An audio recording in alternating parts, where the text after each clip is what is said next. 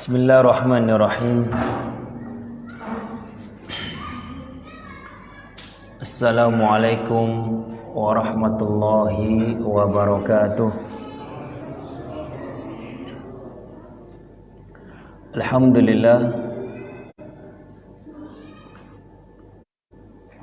Alhamdulillahi rabbil alamin, nasiru awliya'i shadiqin, wassalatu wassalamu ala nabiyyina Muhammadin as-sadiqul amin wa ala ikhwanihi minal anbiya wal mursalin wa ashabihi al-mayamin wa azwajihi ummahatil mu'minin wa tabi'in lahum ihsanin illa yaumiddin. Amma ba'd. Kaum muslimin jamaah Masjid Al-Ikhlas rahimani wa rahimakumullah. Alhamdulillah kita bisa ketemu lagi. Baru pekan lalu ketemu lagi. Semoga tidak bosan lihat mukanya saya. Insyaallah ta'ala pada malam hari ini kita akan mengambil sebuah topik yang sangat penting dan sangat agung. Kenapa demikian? Karena ini merupakan kunci kita bisa masuk surga, kunci di mana kita bisa selamat dari azab neraka, yaitu adab seorang muslim terhadap Rabb-nya. Allah Subhanahu wa taala berfirman di dalam Al-Qur'an, A'udzu billahi minasyaitonir rajim. Ya ayyuhalladzina amanu qu anfusakum wa ahlikum nara. Waquduhan nas wal hijarah. 'Alaiha malaikatun ghiladun syidad la ya'sunallaha ma amarahum wa yaf'aluna ma yu'marun. Wa yaf'aluna ma yu'marun. Perhatikan bapak-bapak, ibu-ibu. Allah Subhanahu wa taala berfirman, Ya ayyuhalladzina amanu. Yang disuruh siapa, Pak? Orang-orang yang beriman. Disebutkan oleh para sahabat, di antaranya Ibnu Abbas radhiyallahu anhuma, apabila ada di dalam Al-Quran seruan ya ayyuhalladzina amanu, maka hendaknya orang-orang yang beriman atau yang merasa dirinya beriman segera membuka matanya dan membuka lebar telinga-telinganya. Kenapa demikian? Karena ketika Allah menyebut ya ayyuhalladzina amanu, memanggil dengan seruan iman, akan ada perintah yang besar yang harus dikerjakan atau ada larangan yang besar yang harus kita tinggalkan. Itu pasti.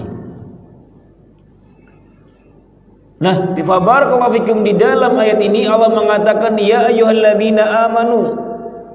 Spesial, bukan cuma martabak. Barakallahu fikum, di sini Allah memberikan spesial panggilan hanya kepada orang-orang beriman. Kenapa orang beriman yang dipanggil? Bukan ya ayuhan nas. Karena barakallahu fikum, hanya orang-orang yang berimanlah yang bisa mengambil pelajaran dari sebuah ayat. Hanya orang-orang yang beriman yang bisa mengambil pelajaran dari setiap peringatan-peringatan Allah Subhanahu wa taala. Makanya dalam surah Ad-Dzariyat Allah mengatakan wa dzakir fa inna dzikra tanfa'ul mu'minin. Berikanlah nasihat wahai Muhammad, fa inna dzikra tanfa'ul mu'minin. Karena nasihat itu, peringatan itu, teguran itu sangat bermanfaat bagi orang-orang yang beriman. Jadi yang bisa mengambil manfaat dari sebuah teguran, dari sebuah nasihat, dari sebuah peringatan hanya orang-orang yang beriman. Makanya Allah mengatakan ya ayyuhalladzina amanu. Nah, kemudian Allah mengatakan qu anfusakum wa ahlikum nara. Jagalah dirimu dan keluargamu dari siksa api neraka. Di sini Allah Subhanahu wa taala memerintahkan kepada orang-orang yang beriman, qu anfusakum wa ahlikum nara. Jagalah keluargamu, jagalah dirimu dan juga keluargamu dari azab neraka yang mengerikan. Wa quduhan nas wal hijarah, yang mana bahan bakarnya adalah bebatuan dan manusia. Naudzubillah. Bahan bakar neraka itu bukan batu bara. Bukan bara-bara biasa, tapi langsung bahannya adalah bebatuan dan manusia. Semakin banyak manusia masuk ke dalam neraka, maka semakin panas, semakin menyala neraka tersebut. Kenapa? Karena bahan bakarnya dari manusia. Bukan cuma sampai di situ Pak, keringnya neraka. Alaiha malaikatun ghiladun syidad. Bukan cuma sampai di situ, ternyata malaikat-malaikat yang menjaga neraka itu malaikat yang bengis, yang syadid, yang nggak pernah punya rahmat, nggak punya kasih sayang, nggak bisa disogok, nggak bisa namanya toleransi, namanya siksa ya siksa, nggak ada namanya kasihanlah dia mantan presiden, oh dia mantan gubernur, dia mantan pejabat, oh kayaknya dia dulu pernah ini, kasihan, jangan disiksa terlalu lama, nggak ada. Tugas mereka adalah mengazab neraka, mengazab orang-orang yang masuk dalam neraka. Disebutkan oleh para ulama, bengisnya dan sadisnya para penghuni atau para malaikat penjaga neraka seperti Pak, sadisnya dan rakusnya manusia kepada makanan. Ketika manusia melihat makanan, wah semangat banget, pengen merebut. Demikian juga Pak, malaikat-malaikat penjaga neraka. Ketika ada orang yang masuk neraka, maka mereka semangat sekali mengazab mereka. La ya'sunallaha ma amarahum. Mereka adalah malaikat-malaikat yang enggak pernah durhaka, enggak pernah berkhianat terhadap apa yang diperintahkan kepada mereka. Wa yaf'aluna ma yu'marun. Dan mereka adalah malaikat-malaikat yang selalu menunaikan semua apa yang diperintahkan kepada mereka.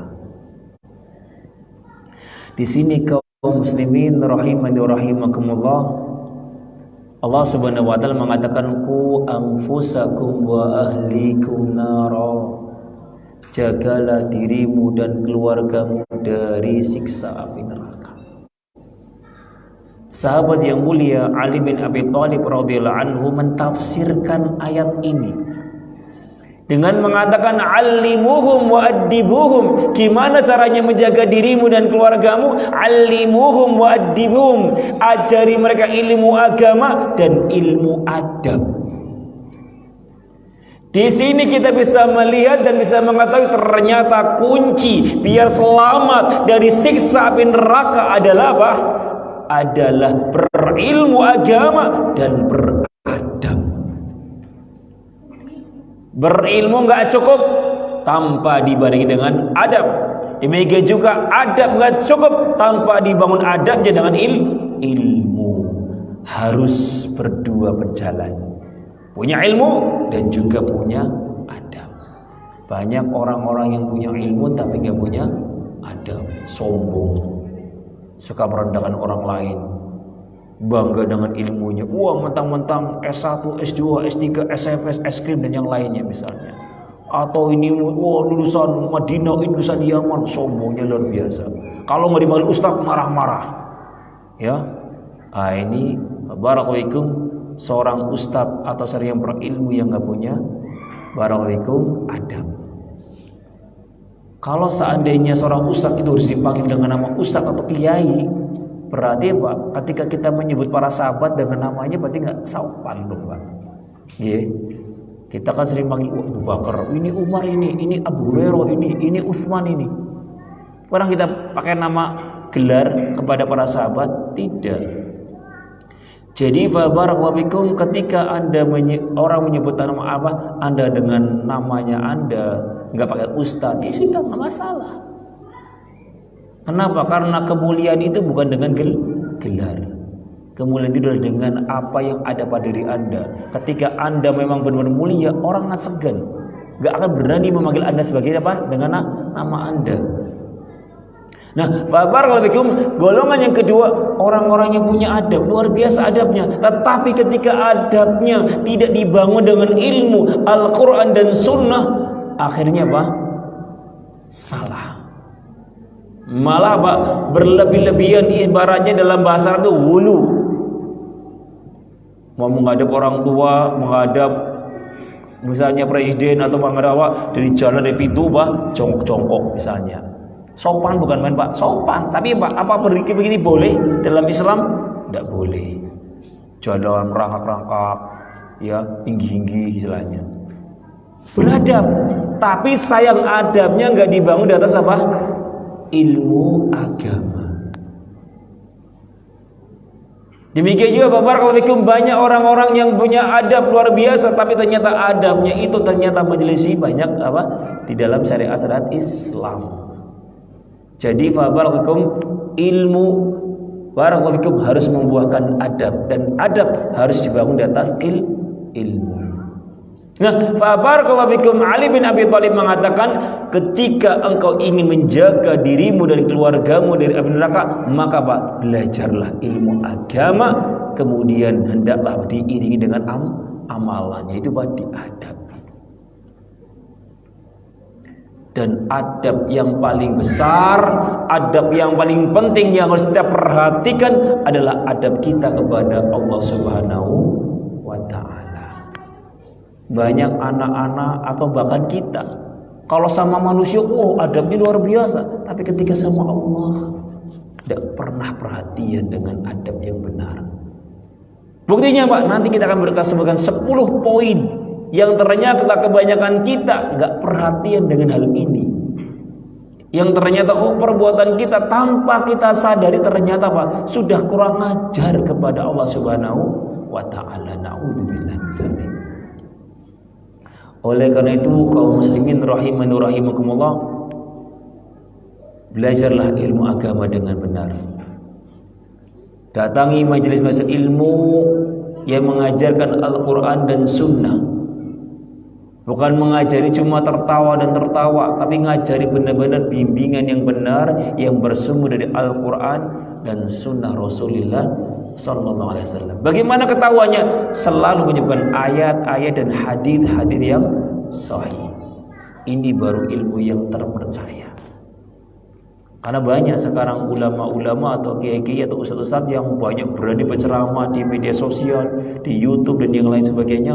Ternyata Pak, kosong dari Al-Quran, kosong dari penyebutan hadis yang sahih. Banyak cuma mereka-reka bikin kisah-kisah yang gak jelas asal usulnya dari mana.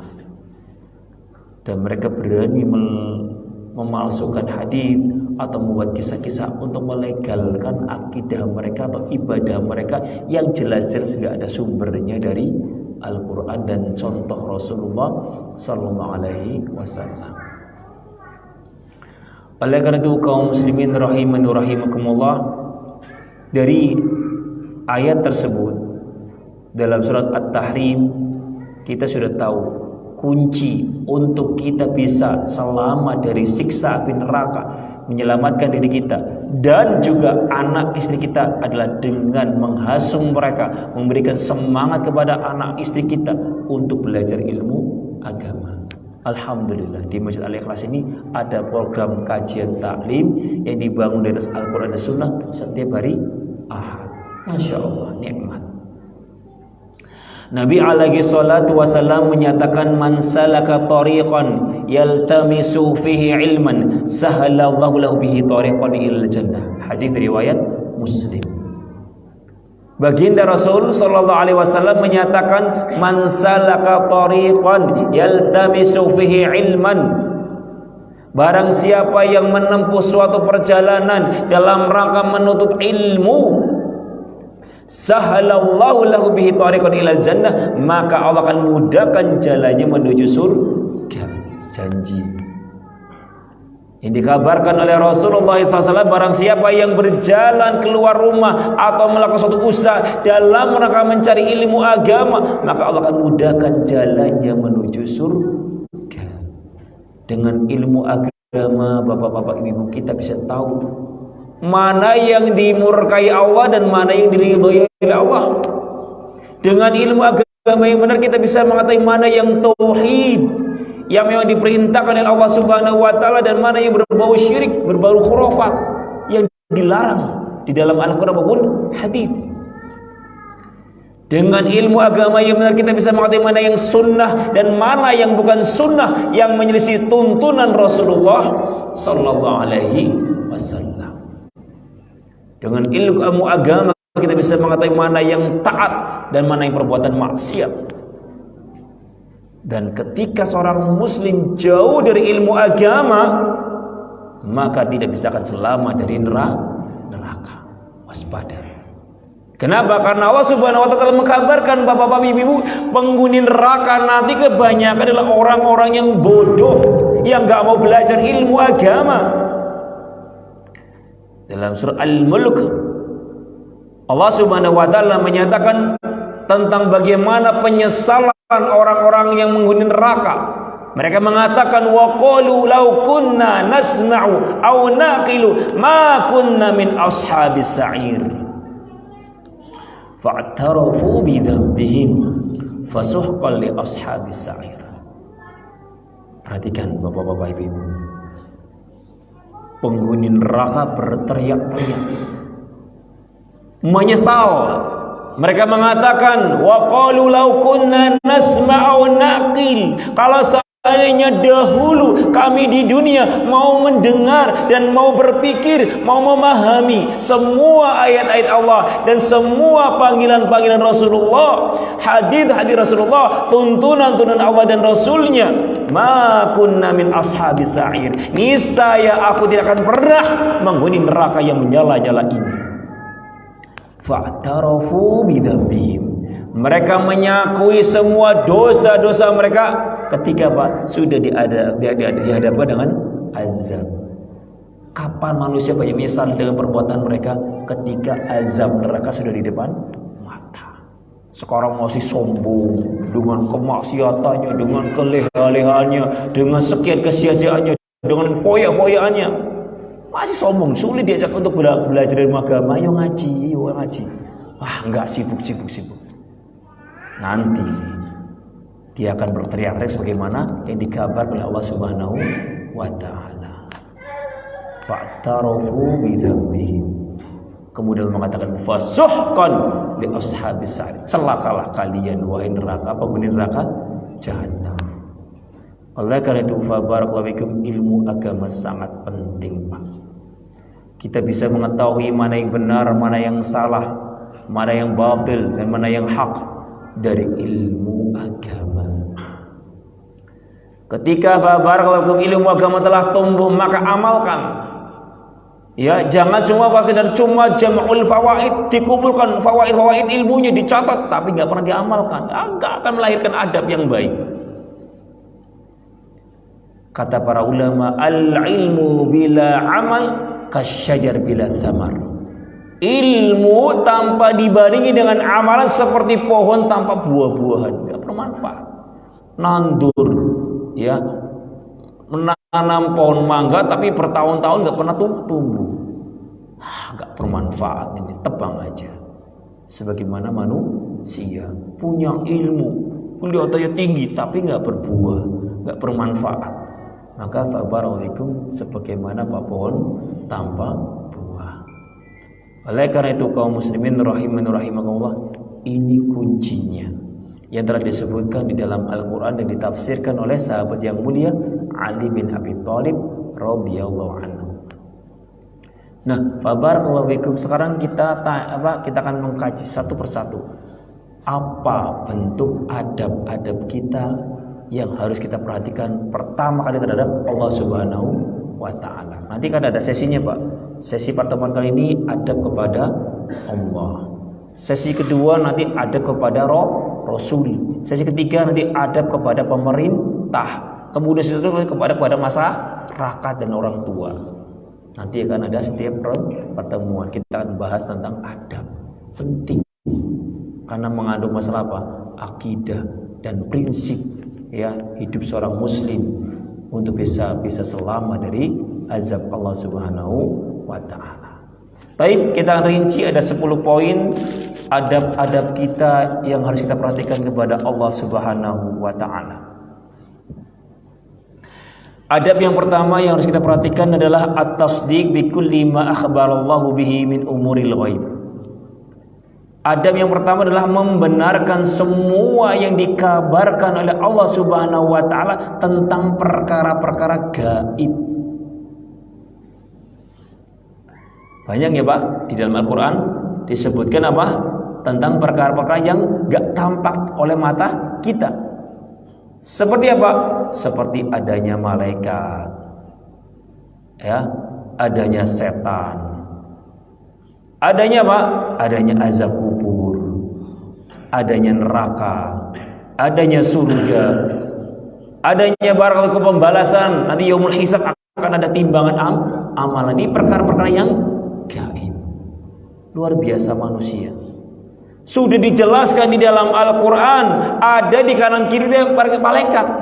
Allah mengatakan dalam surat Qaf, "Ma yalfidhu min qaulin illa ladaihi raqibun atid." Tidaklah setiap lafaz yang engkau ucapkan wahai manusia illa kecuali ada malaikat yang selalu mencatat semua ucapan dia. Oh mana enggak ada. Subhanallah. Ketika sama setan takut, tapi ketika sama malaikat apa? Gak percaya ada malaikat. Ini musibah. Ya, barakallahu fikum. Banyak anak-anak sekarang luar biasa ketika berbuat ya hal-hal yang berbau mistik, ya, berbau khurafat, takut. Kamu tadi meludah ya di pohon ini? Iya, gak boleh itu. Ayo, minta maaf sama Mbah yang nunggu Mbah. Nunggu pohon ini misalnya.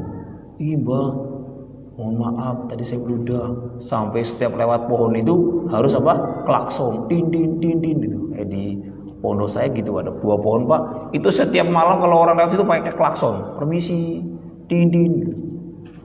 Apa nggak ngagetin setannya ya Pak ya? Kalau di klakson malah tahu marah setannya gitu. Setan lagi din, malah nggak, malah kurang ajar gitu. Katanya tanda permisi katanya. Subhanallah. Ketika berhubung dengan setan, itu mayoritas manusia percaya, bahkan lebih ketakutan. Ketika mau membuat perkara-perkara yang bisa membuat marah setan. Tapi ketika Anda berbuat kemaksiatan yang bisa membuat marah malaikat, Anda nggak pernah merasa takut sama sekali. Kenapa demikian? Karena memang gak ada iman terhadap hal yang gaib itu berkenaan dengan malaikat Allah Subhanahu wa ta'ala. Kalau seandainya manusia beriman adanya malaikat yang berada di sekitar kita, niscaya Pak, ketika dia mau bermaksiat mikir, mau ngambil, ada malaikat, astagfirullahaladzim. Mau nonton HP macam-macam, ada malaikat, astagfirullahaladzim. Mau berbuat mesum, berbuat selingkuh, berbuat macam-macam dari kemaksiatan, pasti dia akan berpikir 1000 kali. Kenapa? Karena dia yakin dan beriman adanya malaikat Allah. Kita lihat di zaman sekarang betapa kurang ajarnya manusia, bahkan berani menentang. Malaikat itu ibaratnya cuma cahaya. Bisikan-bisikan kebaikan itu malaikat. Tidak ada wujudnya itu malaikat. Luar biasa. Ini orang-orang Islam. Tidak ada azab kubur. Mana bilang ada azab kubur? Semua orang mati itu hidupnya enak dalam kubur. Buktinya setelah mati gak ada yang pulang, gak ada yang barakallahu fika kembali ke rumahnya. Buktinya betah semua dalam kubur mereka. Begitu. Ini orang Islam nih. Berani mereka menentang apa yang dikabarkan oleh Allah Subhanahu wa taala dari azab kubur dengan apa? Dengan mengukur segala sesuatu dengan akal mereka, dengan mata mereka.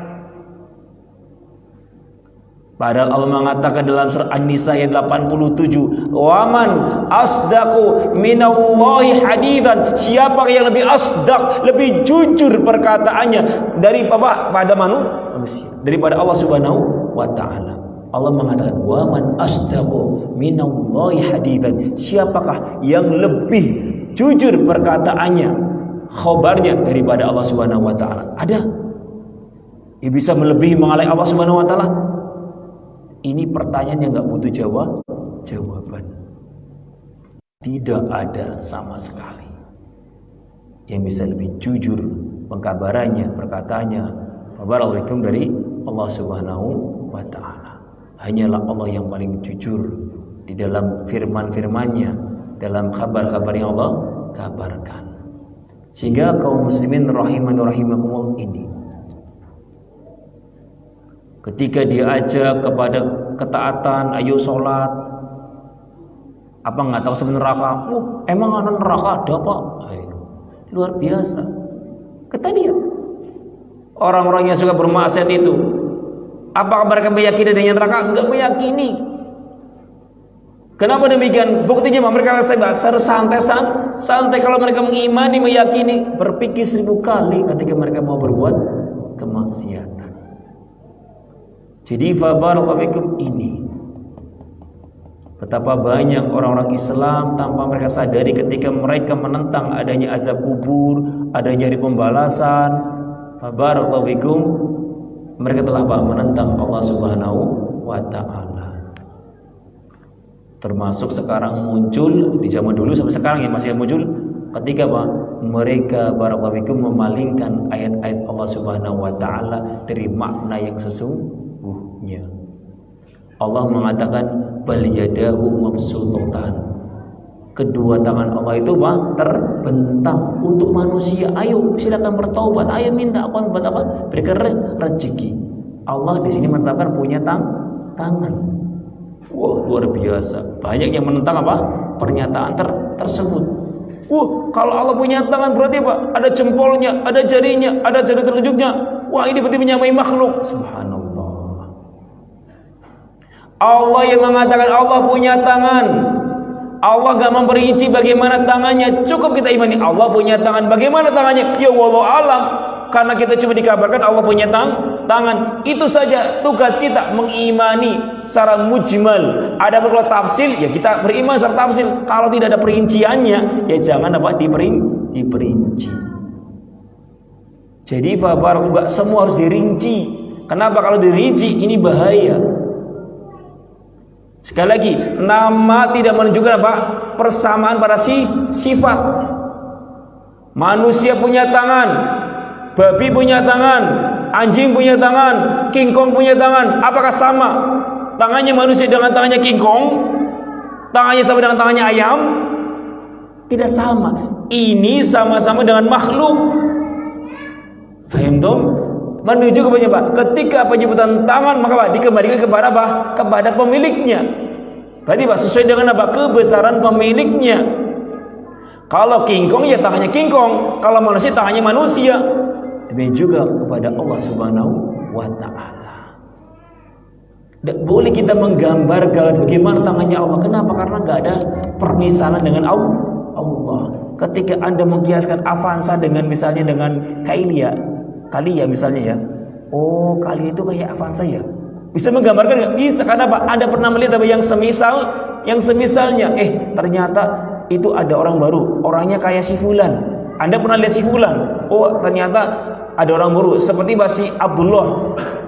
Anda bisa bayangkan nggak? Kayak apa orangnya? Bisa bayangkan. Kenapa? Karena ada semisalnya. Tetapi ketika Allah mengkabarkan Allah punya tangan, ada yang semisal dengan Allah? Tidak ada. Berarti kita imani Allah punya tangan.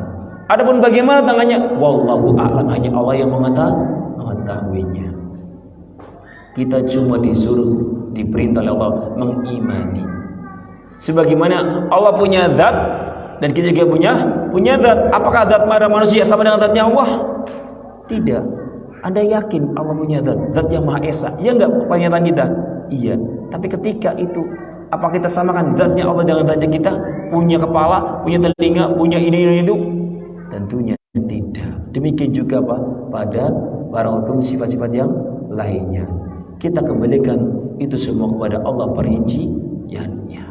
Nah, Allah sudah menyebutkan dalam Al-Quran Allah punya penglihatan, Allah punya pendengaran. Ini perkara yang gaib yang belum kita ketahui. Cukup beriman.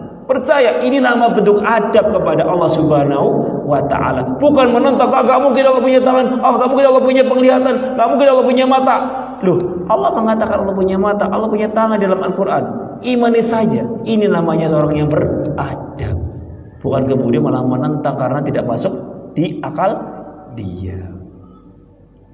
Misalnya sekarang bapak ngabarin, nak, ya, nanti ya kalau kamu ya berbuat seperti ini bapak akan marah. Ah, bapak paling bohong. Ah, bapak ini marah enggak? Oh, kurang ajar ya nak ya. Dikasih ancaman, kasih peringatan, kasih pemberitaan, malah kemudian bilangnya apa? Enggak percaya, bahwa bohong, paling cuma teror, paling cuma gertakan saja. Tentunya marah. Enggak beradab orang seperti ini. Seperti ini, anak seperti ini berarti tidak beradab. Demikian juga ketika kita menolak kabar yang Allah kabarkan di dalam Al-Quran, berarti kita enggak beradab kepada Allah. Kemudian bentuk adab yang kedua yang banyak kita langgar adalah barakallahu fikum qabul ahkamillahi subhanahu wa ta'ala, menerima segala hukum-hukum Allah. Seorang muslim yang beradab, apapun ketentuan hukum yang Allah subhanahu wa ta'ala tentukan, yang Allah tetapkan, tentunya Pak harus menerima. Ketika gak menerima, maka Pak kita bisa divonis orang yang gak punya adab, hamba yang durhaka. Misalnya Anda kepada anak Anda, nggak usah jauh-jauh, nak, kamu hari ini gak boleh keluar rumah. Nak, hari ini kamu gak boleh begini-begini. Ini hukuman untuk kamu. Haram kamu keluar di rumah. Ah, luar aja, tentang aja, gak apa-apa. Tentunya benda akan marah. Udah dasar anak ini gak punya adab. Disuruh sama Pak Guru suruh bersih-bersih WC sebagai hukuman, malah Pak kabur. Malah Pak pergi. Disuruh masuk jam 7 malah masuk jam 9. Marah gak? Marah. Gak punya adab anak ini, gak tahu aturan. Demikian juga Pak seorang hamba ketika sudah berikan dikasih aturan oleh Allah Subhanahu wa taala, kok malah kemudian punya aturan yang lain dari dirinya sendiri, tentunya Pak tidak dikatakan jadi hamba yang beradab. Dalam surat Al-Ahzab ayat 36, Allah Subhanahu wa taala menyatakan, wa ma kana lil mu'minin wala mu'minatin idza qadallahu wa rasuluhu amran an yakuna lahumul khiyarah min amrihim. Gak pantas kata Allah, seorang mukmin laki-laki maupun mukmin yang perempuan, apabila Allah Subhanahu wa taala dan rasulnya menentukan suatu hukum, kok kemudian dia punya pilihan lain dari dirinya sendiri, gak pantas kamu dikatakan beriman. Allah mengatakan sholat wajib, sholat 5 waktu itu wajib. Bahkan Rasulullah SAW mengatakan barang siapa yang meninggalkan sholat kafir. Malah Anda bahas santai-santai saja, wah biarin, apa-apa. Jarang sholat, jarang puasa, jarang berbuat kebaikan, melanggar sekian peraturan. Allah katakan khomer haram, masih minum khomer. Ya, zina haram, masih ada yang berzina. Ini menunjukkan bahwa betapa kurang ajarnya kebanyakan manusia. Sudah dikasih hukum, ketentuan, ini haram, ini wajib, malah Pak yang haram tetap dikerjakan, yang wajib malah ditinggalkan, nggak dikerjakan sama sekali. Ini fabarakum jelas wujud ya penentangan kebanyakan hamba-hamba Allah kepada Rabb-Nya. Gak menerima hukum yang telah Allah Subhanahu wa taala tentukan, masih punya pilihan lain dari dirinya sendiri. Sudah jelas-jelas ini haram, masih melakukan yang haram. Ini wajib harus ditunaikan, malah kemudian meninggalkannya. Jelas barakallahu, hamba yang seperti adalah hamba yang kurang ajar, hamba yang durhaka. Sehingga barakallahu waspada, janganlah kita sampai seperti ini. Ketika ada suatu hukum ini wajib, maka wajib kita tunaikan. Ketika ini haram, maka apa? Harus kita tinggalkan. Jangan ada pilihan dari diri kita dengan pilihan yang lain yang berbeda dengan ketentuan hukum Allah dan Rasul-Nya. Kemudian bentuk adab yang ketiga yang banyak dilanggar oleh hamba-hamba Allah adalah ar-ridha bi qadaillah. Ridho dengan ketentuan Allah, ridho dengan apa takdir Allah Subhanahu wa taala. Allah Subhanahu wa taala ketika mentakdirkan sesuatu, Pak, pasti itu untuk kebaikan kita. Gak mungkin Allah jahat. Allah bukan maha jahat. Allah bukan maha zalim. Setiap musibah, ujian yang menimpa kita pasti itu dalam rangka apa? Kebaikan-kebaikan kita. Bisa jadi ketika diuji karena kemaksiatan kita, agar apa? Kita berhenti dari kemaksiatan. Coba kalau seandainya ada orang berzina gak konangan, gak digebuki, mungkin dia berzina terus. Kemudian kalau ketika ada orang yang minum khamr kasih penyakit, mungkin kanker atau tumor atau apapun. Tujuannya apa dikasih uji tersebut? Untuk dia berhenti dari perkara yang haram. Ada orang yang mungkin wudu terus, rokok terus, kasih kanker, baik paru-parunya atau yang lainnya. Tujuannya Allah kasih penyakit tersebut agar dia berhenti dari kezaliman kepada dirinya. Jadi kalau setiap musibah yang menimpa kita pasti untuk kebaikan kita, agar kita sadar bahwasanya ternyata kita sedang banyak berbuat maksiat, sehingga datanglah teguran dari Allah. Apakah mungkin di Cianjur, ataukah yang dulu di tsunami, atau di tempat-tempat yang lain seperti Poso yang di waktu itu. Pasti ada hikmahnya. Setiap musibah pasti ada hikmahnya. Apa hikmahnya? Hikmahnya adalah agar kita bisa terangkat derajatnya ketika kita orang yang soleh. Seperti apa? Nabi Ibrahim. Nabi diuji dibakar. Tujuannya apa? Biar terangkat derajatnya. Nabi Ayub alaihissalam, Nabi diuji dengan penyakit borok. Semua tubuhnya penuh dengan penyakit sampai dalam-dalamnya, kecuali cuma jantungnya, itu hatinya ditinggal oleh anak istrinya. Kecuali istrinya beberapa saat kemudian meninggalkannya. Diuji, Pak. Apakah Allah benci? Dolim kepada Nabi? Tidak. Allah ingin mengangkat derajatnya. Ketika dia orang yang soleh diuji, berarti Allah ingin mengangkat derajatnya. Ketika ada orang berlaku maksiat, berbuat kemaksiatan, kemudian dikasih musibah, berarti Pak, Allah ingin menghapus dosanya.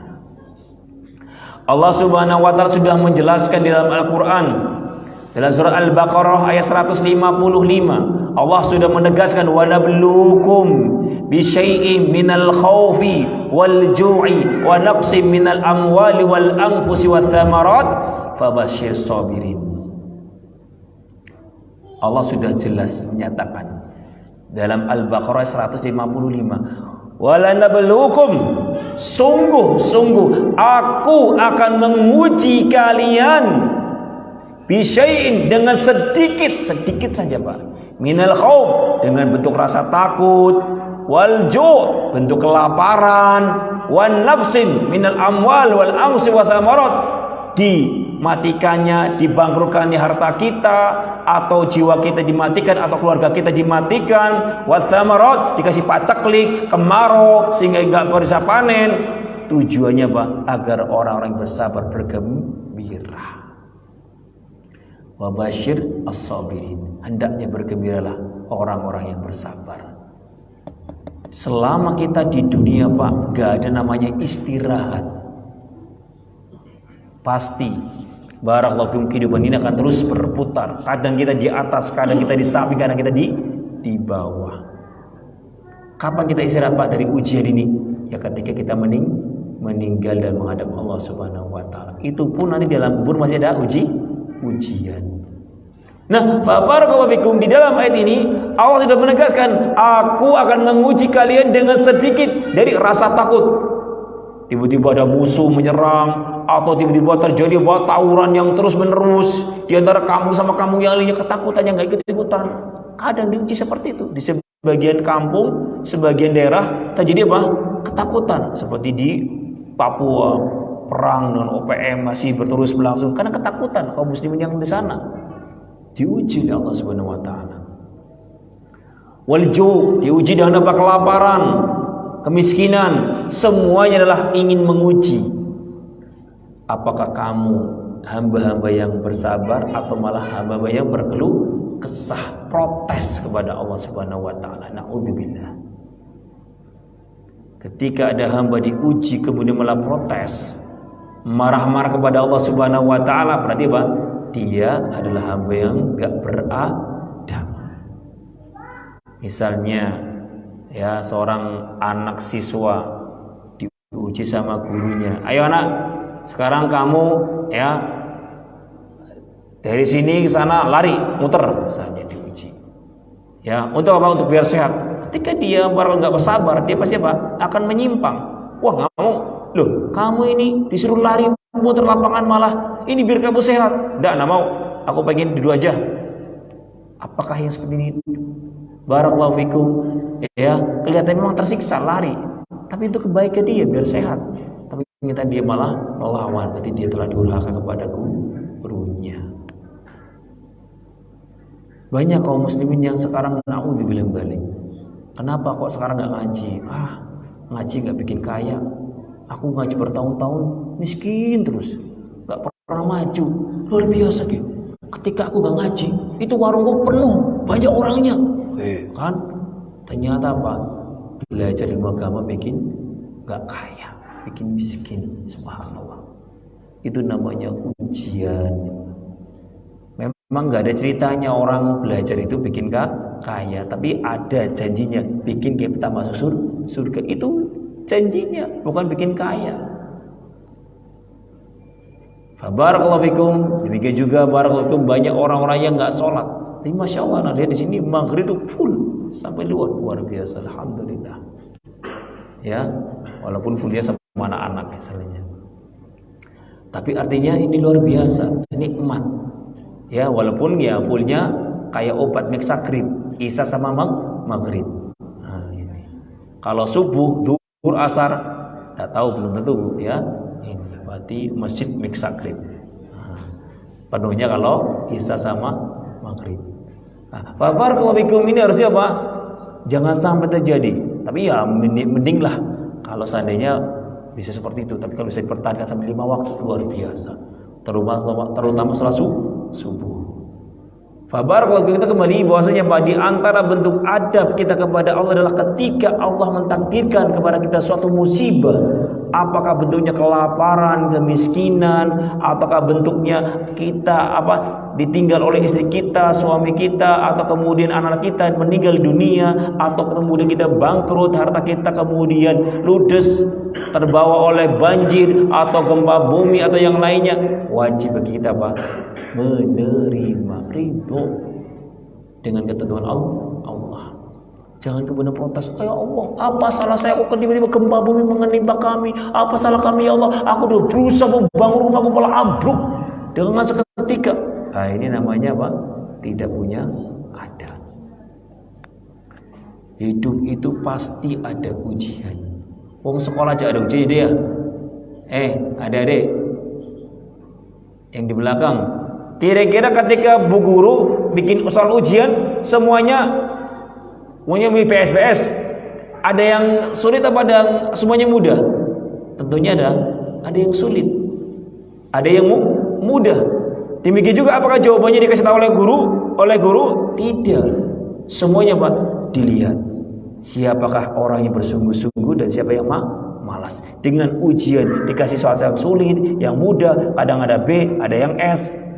Dalam rangka ini menguji siapa di antara santri, di antara siswa yang bersungguh-sungguh di dalam belajar. Berani kamu macam, bu guru gimana bikin soal kok sulit-sulit? Bikin yang mudah aja bu. Nah, ini namanya murid yang kurang ajar. Kok protes, dikte guru. Ya, bu, kok ada PSBS, di-PIN semuanya, nggak ada S-nya. Kan biar enak bu guru. Kira-kira ketahuan kan nanti yang pinter, yang bodoh, yang semangat sama yang malas? Nggak ketahuan kalau seandainya soalnya seperti itu semua. Tentunya Anda sebagai siswa nggak berani mendikte guru. Demikian juga kenapa ketika Allah menguji Anda dengan kesulitan, kadang kesenangan, kemudian mendikte Allah Subhanahu wa ta'ala dengan ucapan, apa salah kami ya Allah?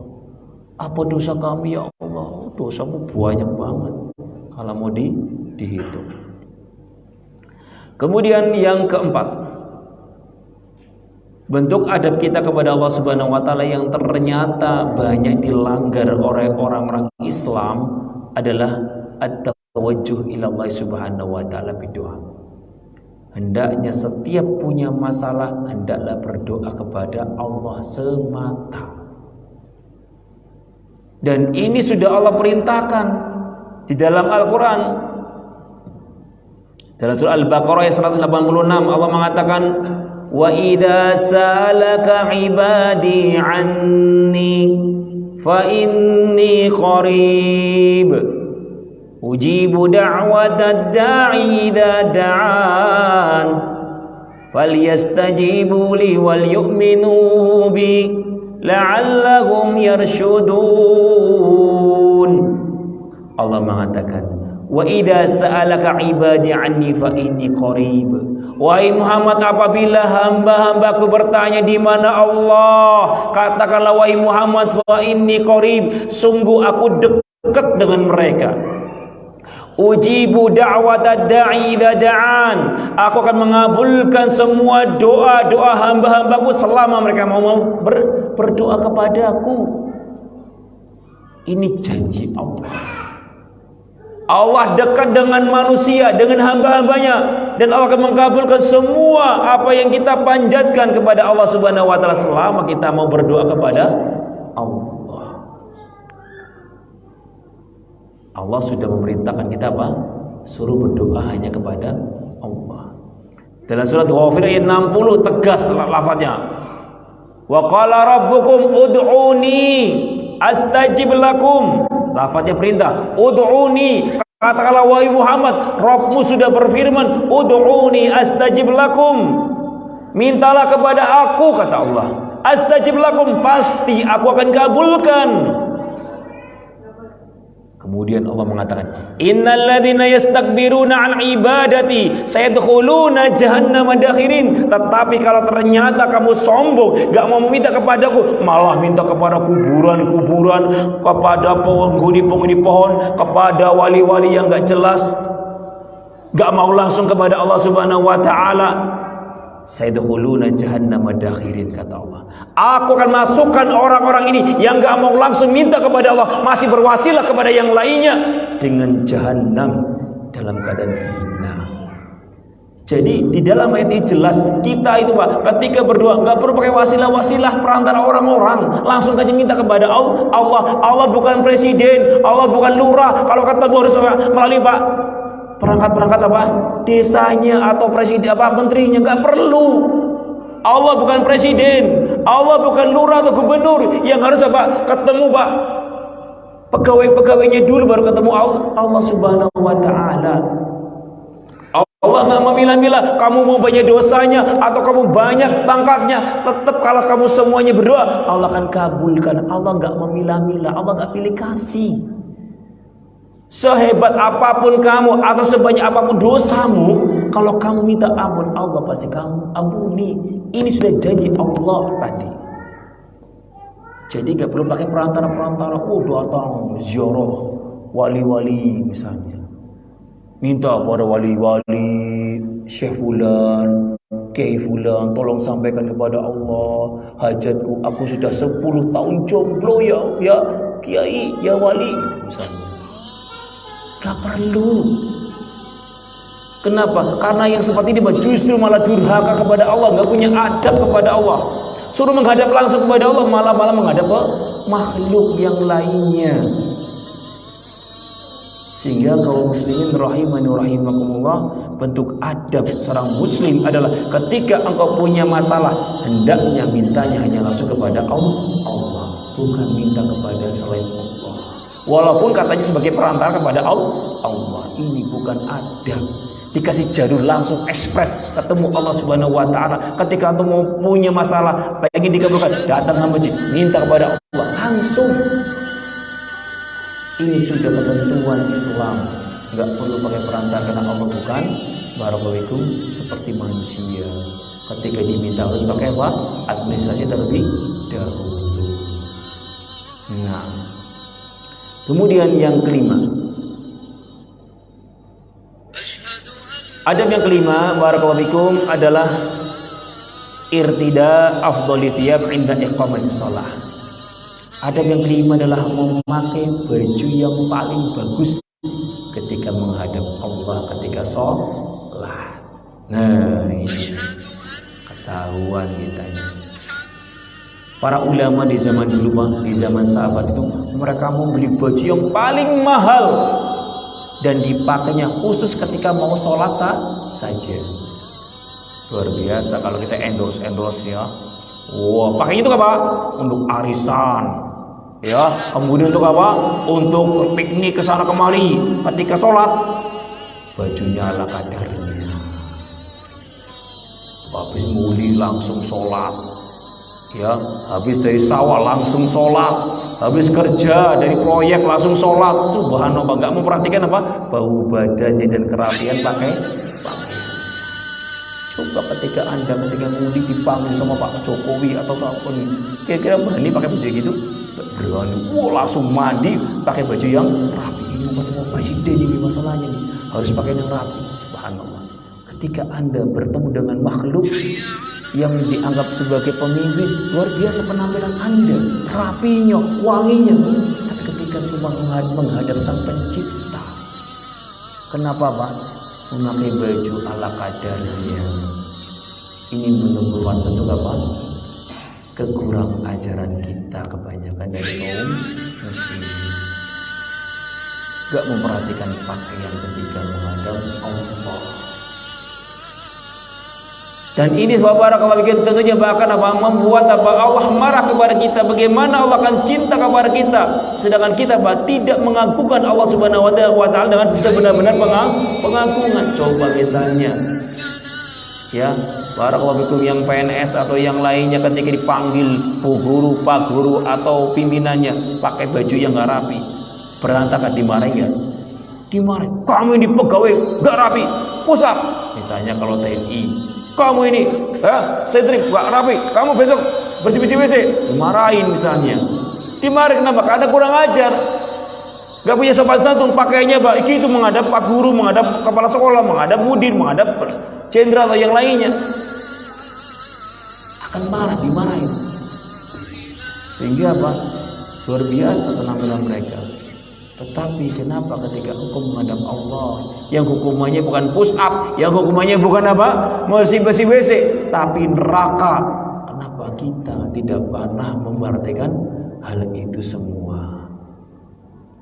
Sehingga kaum muslimin rahimakumullah ini, sebagai bentuk adab kita kepada Allah Subhanahu wa taala adalah hendaknya kita berpenampilan yang baik dengan sebaik-baik penampilan. Loh, apa sih dalilnya Ustaz? Dalilnya ada, tuntunannya. Allah berfirman di surah Al-A'raf ayat 31. Perhatikan, Allah mengatakan, ya bani Adam, khudhu zinatakum 'inda kulli masjidin. Khudhu zinatakum, wahai anak-anak manusia, khudhu zinatakum, ambillah pakaian-pakaianmu, perhiasan-perhiasanmu yang paling baik, inda kulli masjidin, ketika masuk masjid. Rapikan bajumu, rapikan rambutmu, pakai peci dengan sebaik penampilan. Kenapa? Karena yang engkau hadapi sekarang adalah Allah Subhanahu wa taala yang menciptakan kita, yang memberikan rezeki kepada kita, yang bisa menghidupkan kita dan mematikan kita. Ini bukan siapa-siapa yang kita hadapi. Barakallahu fikum kaum muslimin rahimakumullah, waspada. Jaga adab ini. Dan inilah yang banyak sekali dilanggar oleh kebanyakan kaum muslimin. Enggak sebaik-baik penampilan ketika sholat. Wallahu a'lam bishawab. Ini mungkin bisa kami sampaikan. Insyaallah kita lanjutkan selepas sholat Isya dengan poin yang ke-6 sampai poin ke-10. Naktafi bihadzal qadar. Nusalli awalan, kita salat dulu, nanti setelah salat Isya kita lanjutkan poin selanjutnya. Wallahu a'lam bishawab. Tafadhalu, monggo yang batal wudunya di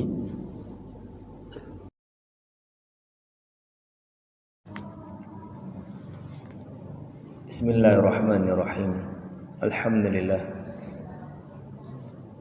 hamdan katsiran thayyiban mubarakan fihi kama yuhibbu rabbuna wa yarda.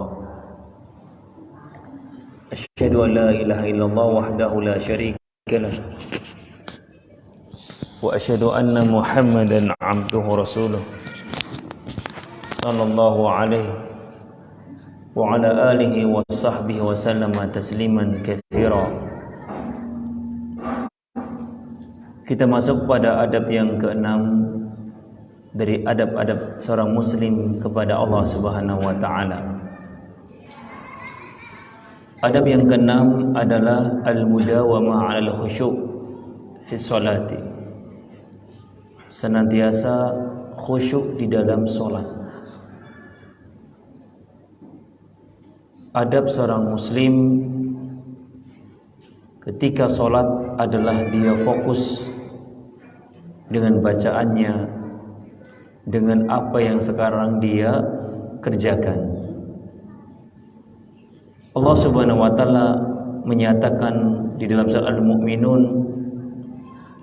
ayat 1 sampai 2. Allah menyatakan qad aflahal mu'minun alladzina hum fi salatihim khashi'un.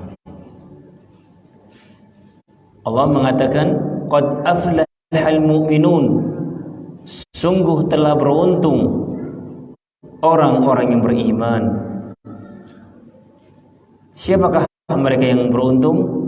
Dari kalangan orang-orang yang beriman, alladzina hum fi salatihim khashi'un, orang-orang yang khusyuk di dalam salat-salat mereka. Ketika seorang muslim menghadap Allah Subhanahu wa taala, tentunya fokus dengan apa yang dia baca, fokus dengan gerakan-gerakan salatnya. Kenapa? Karena dia sedang menghadap Allah Subhanahu wa taala. Bukan merupakan adab, bahkan merupakan bentuk kekurang ajaran seorang hamba ketika dia menghadap Allah di dalam salatnya masih mengingat urusan-urusan dunia. Salat Allahu Akbar dimulai dengan bacaan, kemudian apa? Melayang. Imam sedang membaca Al-Quran, pikirannya habis ini aku mau ke Indomaret, habis ini aku mau jalan-jalan, habis ini aku lupa ya Allah itu masakannya belum ditutup. Luar biasa. Anda sedang menghadap Allah Subhanahu wa taala. Yang sedang Anda hadapi adalah Allah.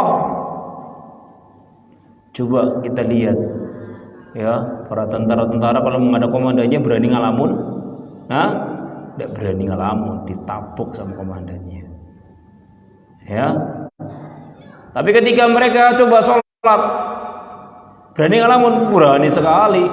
Ya, luar biasa. Ketika menghadap manusia, atasannya, pimpinannya, bosnya, khusyuknya, ketakutan, bahkan berkeringat, ketakutan. Takut dipotong gajinya, takut di PHK, takut di hukuman yang lainnya. Padahal hukumannya cuma sekadar urusan dunia. Berkeringat, ketakutan luar biasa menghadapi pimpinannya, bosnya, komandannya. Ketika menghadap Allah Subhanahu wa taala, boro-boro keringatan, terasa penuh dengan ketakutan. Bahkan barakallahu fikum belum pernah mungkin kita rasakan gambaran yang seperti ini. Takut sekali menghadap Allah, berkeringat, takut diazab, takut dengan dosa-dosanya. Ini barakallahu fikum yang perlu banyak kita koreksi. Banyak dari kita ketika menghadap Allah Subhanahu wa taala masih pikiran kita dunia dan dunia. Masih kita pikirkan dalam pekerjaan-pekerjaannya, bahkan barakallahu fikum berani protes di dalam hatinya. Ini imamnya kok lama banget sekali sih. Ini mau ditinggal bis, mau ditinggal ini, mau ditinggal sama teman-teman, gimana ini lamanya. Jangan sekali-kali sholat di al-ikhlas ini. Sholatnya lama gitu. Luar biasa. Sholat paling cuma di 10 menit dikatakan lama. Anda duduk di bioskop, duduk di lapangan futsal, atau duduk di tempat-tempat hiburan berjam-jam bisa. Ya, ketika dalam perkara-perkara maksiat oke, ketika dalam ketaatan dibalik apa? KO. Ya, ketika urusan-urusan yang enggak jelas bisa oke gitu loh. Tapi ketika urusan-urusan ibadah malah kebanyakan kita KO. Ini menunjukkan betapa kurang adabnya kita kepada Allah Subhanahu wa taala, bahkan bisa dikatakan kurang ajar. Fa barakallahu fikum, berani dia mengatakan iyyaka na'budu wa iyyaka nasta'in. Dia mengatakan di dalam Al-Qur'an, dia mengatakan dia baca dalam salatnya iyyaka na'budu wa iyyaka nasta'in. Apa artinya, Pak? Hanya kepadamu lah ya Allah kami menyembah, dan hanya kepadamu lah ya Allah kami mohon pertolongan.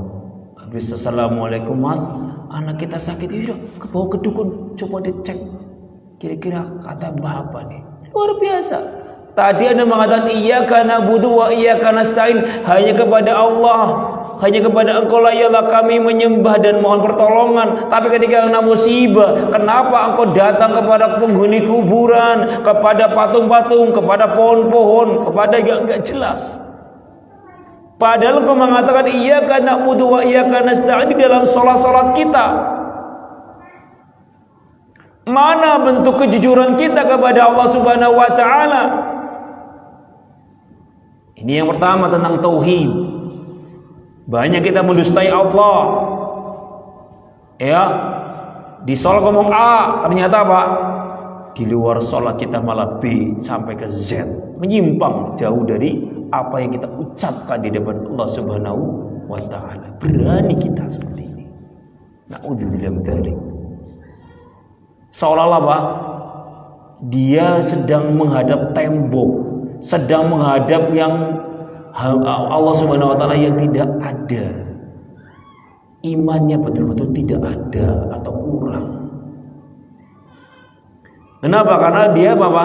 Gak ada afarannya. Sholatnya itu kayak gak sholat.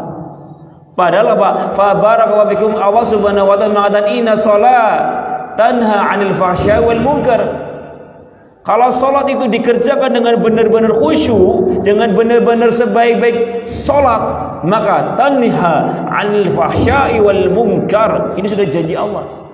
Sholat itu kalau benar bisa mencegah perbuatan keji dan mungkar. Kenapa kita masih berbuat keji? Kenapa kita masih berbuat kemungkaran? Berarti sholatnya belum beres, belum benar. Sehingga ketika kita masih banyak berbuat maksiat, berarti Pak masih perlu dikoreksi sholat kita. Berarti masih banyak kekurangan khusyuk di dalam sholat kita, masih ngelamun kesana kemari. Yang bukan urusan sholat masih dikerjakan di dalam sholat. Bahkan malah berani ya menjadikan sholat sebagai obat lupa. Antum lupa naruh dompet, iya aku lupa, coba sholat 2 rakaat. Kemungkinan biasanya Pak ingat. Luar biasa Pak ya. Kalau sholat itu Pak, semua perkara yang lupa ingat. Sholat, iya aku punya janji sama teman. Oh iya, kunciku tadi di sini. Luar biasa. Ya, sholat itu bukan obat lupa, mengingat barang-barang yang telah kita lupakan. Sehingga kaum muslimin rahimani rahimakumullah, waspada dari hal ini. Kemudian membaca dalam surah Al-Fatihah, ihdinas siratal mustaqim. Ya Allah, berikanlah aku jalan yang lurus. Mintanya jalan yang lurus siapa ya? Ketika sholat mintanya jalan yang lurus. Tapi ketika keluar rumah masih pakai riba, masih korupsi, masih deleng kemasana kemari, perempuan orang masih dilihati, kemudian masih berbagai maksiatan. Mintanya jalan lurus, tapi ketika Anda keluar dari masjid malah Pak nyari jalan yang enggak lurus. Bahkan kemudian berani mengatakan di depan Allah, ihdinas siratal mustaqim siratal ladzina an'amta alaihim, yaitu jalannya orang-orang yang Kau beri nikmat ya Allah. ghairil maghdubi 'alaihim waladdallin, bukan jalannya orang-orang yang maghdub dan orang yang dhalin. Al-maghdub jalannya orang-orang Yahudi, ad-dhalin jalannya orang-orang Nasara. Tapi ketika keluar dari masjid, kelakuannya orang Yahudi dan orang-orang Nasara. Ini menunjukkan betapa apa? Karena kurang khusyuknya kita, kurang memahami makna sholat kita. Apa yang kita baca kurang diimani dengan benar. Sehingga apa? Gak ada perubahan di dalam kehidupan kita. Kenapa kok kita hidupnya seperti ini terus? Gak ada perubahan menjadi orang yang bertakwa, benar-benar bertakwa. Ya karena apa? Berawali sholatnya masih belum beres. Sehingga barakallahu, barang siapa yang ingin terjaga dari perbuatan keji dan mungkar, terjaga dari segala bentuk kemaksiatan, maka fabarakallahu bermula dari wudunya. Wudunya benar-benar disempurnakan, Pak, sesuai dengan tuntunan baginda Rasul. Kemudian sholatnya dengan benar sesuai dengan tuntunan Rasulullah. Kemudian ketika salat khusyuk, diperhatikan apa yang sedang kita baca. Jangan malah kemudian mikir yang bukan bagian dari sholat. Kemudian adab yang ketujuh, adab seorang muslim kepada Allah adalah adamu istiqbali al-qiblah wa au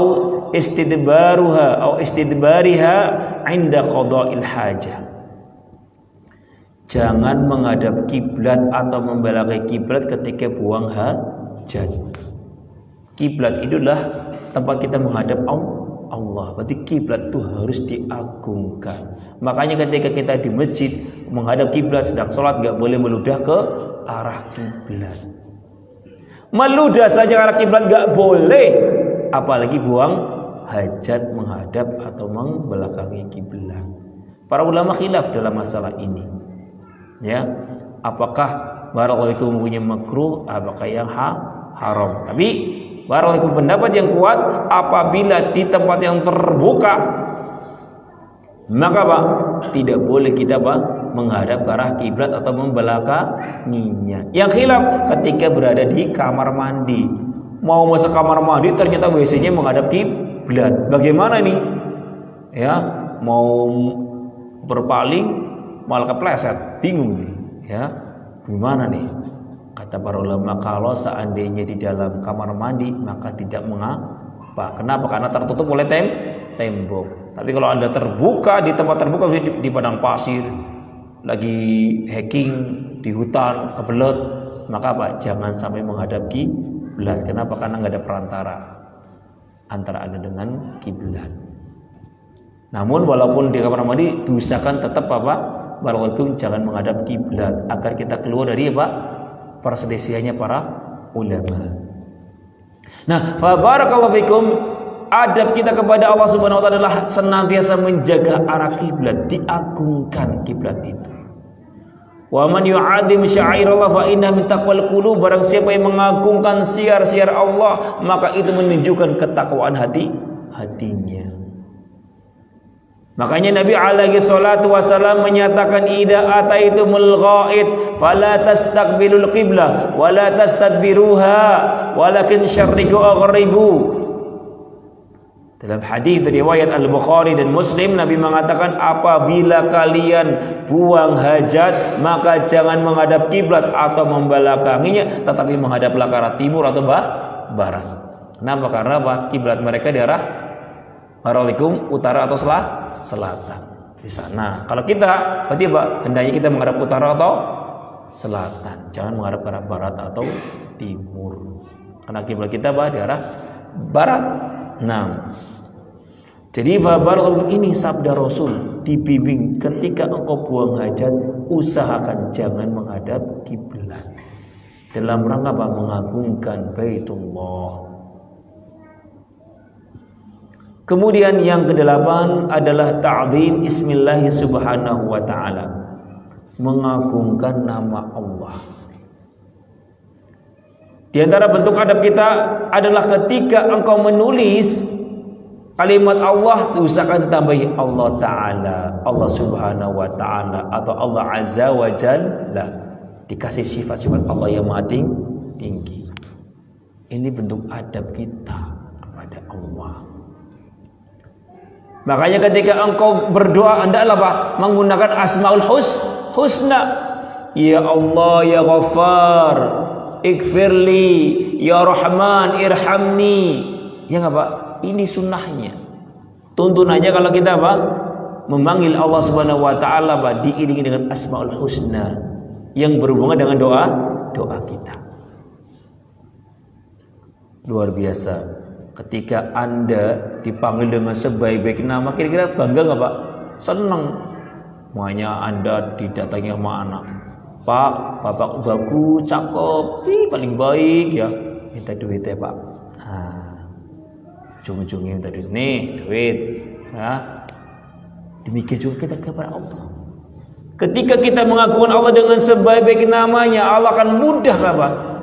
Mengabulkan doa kita. Di antara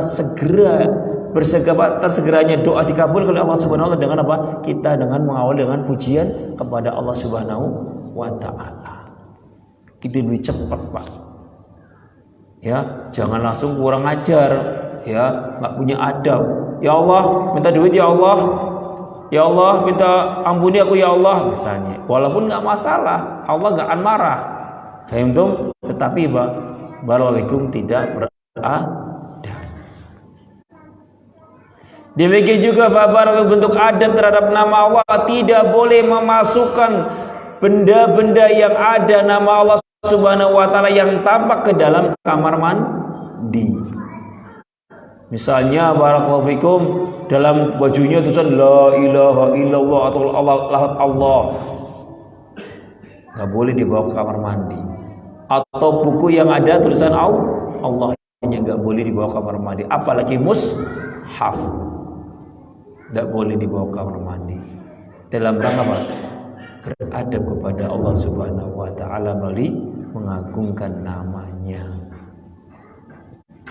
Demikian juga Bapak bentuk adab kepada Allah, enggak boleh nulis lafaz Allah di sembarang tempat yang membuat lafaz itu jadi kotor. Tulis lafaz Allah di mobil. La ilaha illallah. Kenapa nggak boleh Pak? Kenapa nggak boleh ditulis di mobil kita la ilaha illallah? Karena apa? Kita nggak bisa menjaga dengan baik, kena debu, kena kotoran, kadang dilap dengan apa? Gombal. Masa lafaz Allah Subhanahu wa taala ayat ini ayat. Kenapa Pak? Maksudnya Pak, ngelapnya pakai gombal kotor. Berarti atau Anda senantiasa bisa fokus ketika mau menghapusi dengan kain yang bersih? Hah? Kemungkinan sulit. Asal aja udahlah, coba tulisan. Ingat ini tulisan Allah. Kalau Anda nggak bisa mengagungkan nama Allah, kletek itu lepas saja, dihapus saja dari mobilnya. Sehingga kita nggak melecehkan apa? Lafaz Allah Subhanahu wa taala dengan kain yang kotor. Baru bisa banyak mobil tulisan la ilaha illallah. Ya, disemprot, kena kotoran, kena debu, kadang barakallahu dan yang lain sebagainya. Termasuk mohon maaf saja di mihrab di kubahnya tulisan Allah. Ini juga bukan pengagungan Pak. Mungkin kelihatannya keren ya. Oh, ini mengagungkan Allah. Tulis apa di kubahnya Pak? Tulisan Allah. Justru ini bentuk apa? Pelecehan terhadap Allah Subhanahu wa taala. Dari si mana? Dari si Pak. Tempat atas kan kotor, kena debu, ada burung di situ mungkin Anda Pak bertanggung jawab membersihkannya di setiap saat di sana. Tidak mungkin Anda membersihkannya. Pasang hari ini hidup selamanya di situ, nggak pernah dibersihkan. Berarti Pak, kita melecehkan nama Allah Subhanahu wa taala. Coba kalau Anda tulis namamu siapa? Namanya punya Surati, tulis Surati itu dijek-injek, kena kotoran. Marah enggak? Marah. Duh, kok nama saya dijek-injek, kok nama saya dikotor-kotori? Marah. Kenapa ketika Anda menulis lafzul jalalah Allah Subhanahu wa taala kena kotoran, kena debu, kena yang lainnya, kemudian dibiarkan begitu kotor, enggak dibersihkan, Anda enggak marah? Jadi barakallahu fikum, mohon maaf ini. Niatnya baik menulis lafaz Allah di atas, tetapi secara tidak langsung justru kita melecehkan lafaz Allah Subhanahu wa taala. Enggak ada pengagungannya. Justru kita melecehkan Allah Subhanahu wa taala. Sehingga fabarakum waspada. Ini adab yang ke-8. Adab yang ke-9, adab kita kepada Allah adalah senantiasa bersyukur atas segala nikmat-nikmatnya. Syukurullah ala ni'amihi al-katsirah. Baik nikmat yang kecil, apalagi nikmat yang besar. Adab seorang muslim adalah selalu berterima kasih, bersyukur kepada Allah apapun nikmat yang telah Allah berikan kepada kita, walaupun kecil. Jangan kemudian meremehkan, nikmat segini doang. Enggak. Barakallahu Allah sudah mengatakan, wa in ta'udu ni'mah la in syakartum la azidannakum. Jika engkau bersyukur dengan nikmat yang aku berikan walaupun sedikit, la azidannakum, maka aku akan tambah, aku akan lipatkan, gandakan itu semuanya. Ditambah sama Allah kalau kamu bersyukur. Wala in kafartum inna adzabi lasyadid. Namun jika engkau kufur, enggak mau mensyukurinya, kemudian sedikit banget enggak mensyukurinya, la inna adzabi lasyadid. Sesungguhnya azabku itu sangat pedih bagi orang-orang yang mengkufuri nikmat Allah. Sehingga barakallahu waspada. Bentuk adab seorang muslim kepada Rabbnya adalah senantiasa bersyukur dengan nikmat-nikmat yang telah Allah berikan kepadanya. Luar biasa Allah Subhanahu wa taala Maha Karim, Maha mulia, Maha dermawan. Allah mengatakan wa ataitukum min kulli ma sa'altumu. Aku berikan semua yang kamu minta. Sehingga ketika Allah memberikan kepadamu, ya walaupun itu kecil, walaupun itu ringan, maka wajib kita mensyukurinya.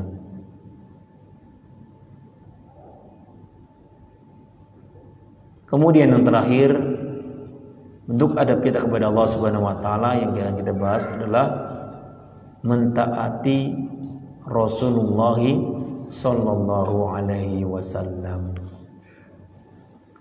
Sebagai bentuk adab kita kepada Allah adalah apa saja yang dibawa oleh Kanjeng Nabi harus diikuti. Dalam surah An-Nisa ayat 80, Allah Subhanahu wa taala menyatakan, wa may yuti'ir rasul faqad ata'a Allah. Perhatikan, may yuti'ir rasul, barang siapa yang taat kepada Rasul faqad ata'a Allah, maka sungguh dia telah taat kepada Allah. Lazimnya kalau seorang itu taat kepada Rasul berarti dia telah mentaati Allah Subhanahu wa taala. Banyak orang-orang Islam yang katanya cinta kepada Nabi, ya, tapi ternyata justru mereka berseberangan dengan tuntunannya Nabi Sallallahu Alaihi Wasallam. Dan ini nanti kita akan bahas khusus di adab kepada Rasul. Kita bahas ini adalah secara global saja. Adab kepada Allah adalah kita mentaati Rasulullah. Bagaimana bentuknya mentaati Rasulullah? Nanti dibahas di pertemuan selanjutnya. Bagaimana adab-adab kita kepada junjungan kita Nabi besar Muhammad Sallallahu Alaihi Wasallam. Wallahu a'lam bishawab. Ini mungkin yang bisa kami sampaikan dalam pertemuan kali ini, 10 poin tentang adab-adab seorang muslim kepada Allah Subhanahu wa taala. Secara ringkas ada 10 poin. Yang pertama adalah seorang muslim wajib membenarkan semua kabar-kabar Allah Subhanahu wa taala dari perkara-perkara yang gaib. Apapun perkara yang gaib yang telah dikabarkan oleh Allah, wajib kita mengimaninya, membenarkannya walaupun kita tidak masuk akal. Harus mengimaninya karena itu adalah firman Allah, kabar dari Allah Subhanahu wa taala. Kemudian adab yang kedua adalah menerima, seorang muslim wajib menerima segala ketentuan hukum yang Allah Subhanahu wa taala tetapkan. Ketika wajib ya harus dikerjakan, ketika haram ya wajib ditinggalkan. Inilah bentuk adab seorang muslim, seorang hamba kepada Rabb-nya. Kemudian yang ketiga adalah ar-ridha bi qada'illah, ridha, bersabar dengan takdir Allah Subhanahu wa taala. Seorang muslim enggak boleh protes ketika Allah sedang menguji, memberikan musibah kepadanya. Tapi yang ada adalah wajib bagi dia bersyukur atau bersabar. Kemudian yang keempat adalah Pak, ketika engkau berdoa, hendaklah berdoa hanya kepada Allah Subhanahu wa taala. Enggak boleh kita memalingkan doa kita kepada selain Allah, walau itu wali, walau itu kiai, tetap hendaknya mintanya hanya kepada Allah Subhanahu wa taala, karena ini perintah Allah di dalam Al-Qur'an. Kemudian yang kelima adalah hendaknya ketika menghadap Allah di salat, dalam salat, hendaklah Pak dengan sebaik-baik penampilan. Ya, nggak boleh pakai baju-baju yang ala kadarnya. Tapi kalau bisa Pak, hendaknya kita Pak memakai sebaik-baik pakaian kita. Nah, makanya Pak kalau bisa barakallahu fikum punya pakaian yang khusus untuk sholat yang paling bagus. Nah, untuk apa? Untuk menghadap Allah Subhanahu wa taala. Nah, sehingga benar-benar kita mengagungkan dari cara yang seperti ini, bukan pakai baju ala kadarnya. Kemudian barakallahu fikum yang keenam adalah al-mudawwama 'ala khusyuk. Hendaknya senantiasa khusyuk di dalam salat kita kepada Allah Subhanahu wa taala. Yang ketujuh adalah tidak menghadap kiblat atau membelakangi kiblat ketika buang hajat. Yang kedelapan adalah mengagungkan nama Allah Subhanahu wa taala. Yang kesembilan adalah bersyukur atas segala nikmat yang telah Allah karuniakan kepada kita. Dan yang kesepuluh adalah mentaati Rasulullah sallallahu alaihi wasallam, karena ini merupakan tuntunan perintah dari Allah Subhanahu wa taala. Insyaallah taala kita akan jabarkan secara mendetail bagaimana adab para Rasul di pertemuan yang akan datang. Wallahu a'lam bishawab.